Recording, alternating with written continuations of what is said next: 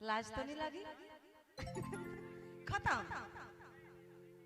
एक समय ऐसा रहे बाबूमान कि हमरे दे सोनी मैया लखे रही, हमार गांव बगल में यह लखे प्रोग्राम होते रहे कादा और ये मने चंदन दा और एगो का नाम का विश्वकर्मा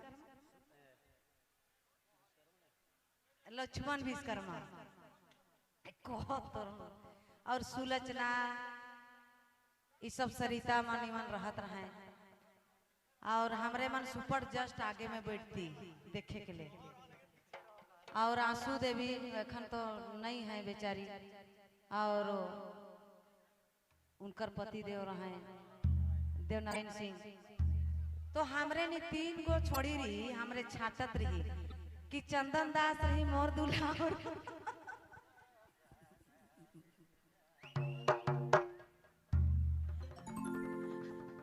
और लक्ष्मण रही मोर दूल्हा। ऐसा कहा कही होत नहीं जानत रही हो।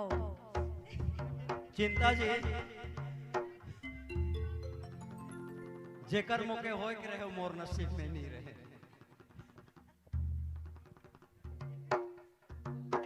चलो आज भाग्यशाली है तो रौरे मन कर देख सुन के सीखी ये कर ले। बहुत खुश कर बात है चंदन दा, गोड़ लगते हैं अपने के। अच्छा और गावल जाए कि बंद कर दे?